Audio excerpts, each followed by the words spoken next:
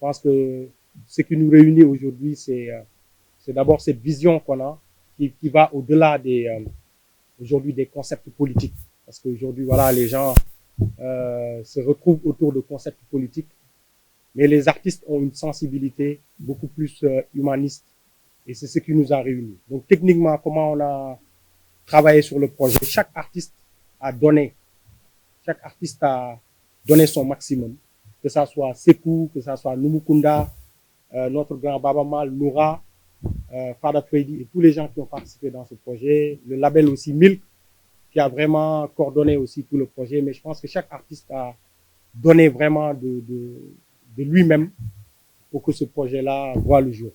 Parce qu'aujourd'hui, on sait que la musique, c'est une compétition. Les gens sont souvent dans leur piédestal.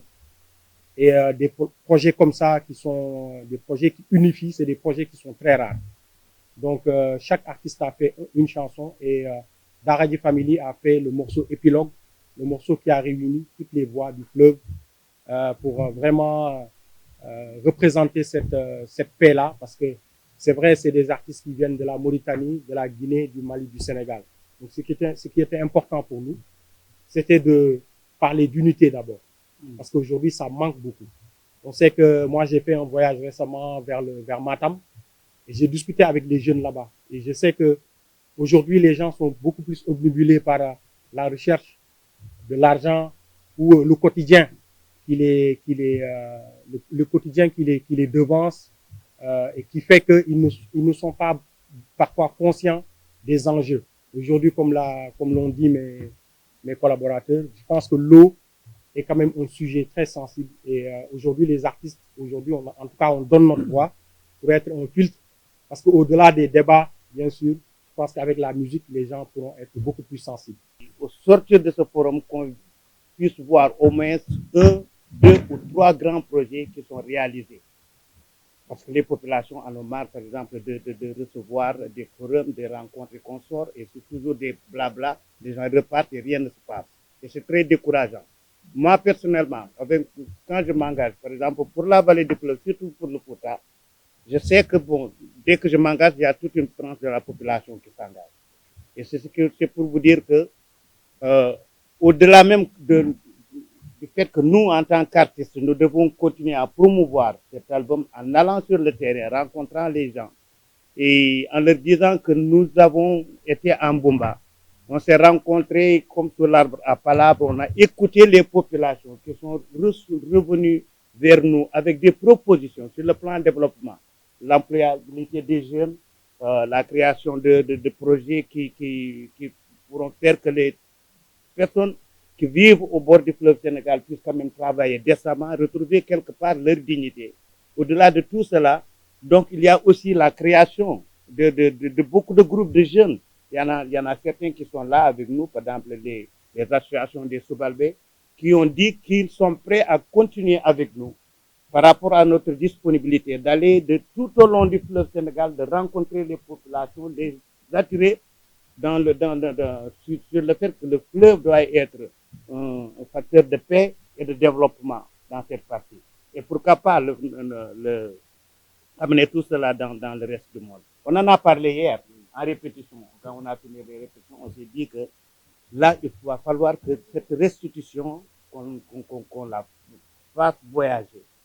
D'abord en Guinée, au Mali, au Sénégal, en Mauritanie, et pourquoi pas aller avec ce produit, aller faire des représentations un peu partout dans le monde. Je voudrais surtout dire que notre engouement, c'était surtout de fédérer tous ces artistes, en tout cas de renommée, qui ont une influence, un impact et surtout une conscience collective dans leur société, et ainsi inciter les populations à se pencher sur la question de l'eau. Les pays les plus riches au monde et les plus développés sont touchés en ce moment. Récemment, on a été à Las Vegas et on a vu dans un endroit qui s'appelle le Caesar, où il y a un show, comme à Dubaï, où on fait le show avec de l'eau. Donc l'eau monte au ciel avec la musique et tout le monde est émerveillé. Quand tu vois ce spectacle est très beau, mais ça nous rappelle aussi que ici même, au Sénégal, les enfants de 6 ans, de 7 ans font des kilomètres pour aller puiser de l'eau. Et c'est des enfants qui n'ont pas la force qui n'ont pas la force, mais qui, au préalable, ont des gros seaux d'eau qu'ils doivent emmener chez eux parce que il faut faire des kilomètres pour vivre, il faut faire des kilomètres pour rester en vie. Donc, en même temps, par exemple, à Las Vegas, il y a des gens fortunés qui sont dans des endroits où ils ont besoin d'eau juste pour plonger dans une piscine. Et juste à côté, on s'est rendu compte que dans ces mêmes villas, que ceux qui subventionnent, ceux qui emmènent l'eau, ceux qui permettent d'irriguer et d'emmener cette eau-là, n'ont plus assez d'eau. Donc, ils sont allés en chercher dans les campagnes américaines. Et les campagnards américains sont armés de fusils pour leur dire, plutôt que de détourner les cours d'eau, nous allons être là pour défendre notre eau au prix de notre vie. Parce que si vous nous enlevez notre eau pour ces riches qui sont dans les palaces et qui vont utiliser l'eau pour le jeu, nous n'aurons plus rien, ni pour nos plantations, ni pour vivre. Donc, ils sont armés.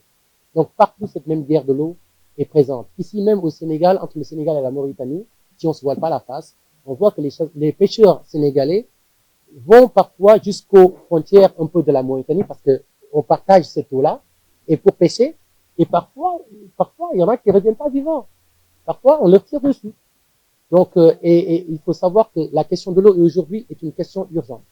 Le seul problème, c'est que notre population aujourd'hui est un peu enjaillée, comme on dit, par la culture, mais il faut regarder la culture du bon côté. Il faut un engagement dans la culture. Et nous sommes prêts pour ça. Tous ces artistes que vous voyez ont été choisis par rapport à leur engagement et par rapport à leur peuple. Aujourd'hui, Noura Sekou, nous partageons quelque chose, c'est ce fleuve Sénégal-là, qui part du Mali, qui part de la Guinée, de la Mauritanie, nous sommes tous touchés. Donc ce problème-là est un problème de solidarité, est un problème de solidarité. Notre charge à nous, c'est d'influencer les populations à mieux être conscients que l'eau, non seulement c'est la vie, mais c'est aussi une question de survie pour l'humanité. La terre elle-même a plus d'eau que de terre. Donc, ce matin, mon enfant m'a demandé, papa, pourquoi on n'a pas appelé la terre l'eau? Parce qu'il y a plus d'eau que de terre. Donc, pourquoi? Donc, ça veut dire simplement que l'eau est là, mais toute eau n'est pas exploitable, toute eau n'est pas potable. Et on voit de plus en plus que nous sommes obligés ici, en tant que Sénégalais, d'acheter les bouteilles d'eau pour être sûr que l'eau est potable. Donc, c'est un problème imminent, le problème du filtrage de l'eau et tout ça. Nous sommes conscients de ceci. La raison pour laquelle nous nous sommes joints avec la culture pour emmener ce projet aux populations et leur dire, nous sommes un seul peuple, et en voyant des Mauritaniens chanter avec des Sénégalais et des Guinéens, ils vont s'habituer au fait de voir qu'il y a un brassage culturel. Ils n'auront plus peur de l'autre en considérant que l'autre est quelqu'un qui n'est pas de sa famille. Aujourd'hui, nous sommes une famille qui est constituée autour de l'eau, autour de la paix, pour dire aux populations, ce qui touche l'un touchera l'autre à un degré divers.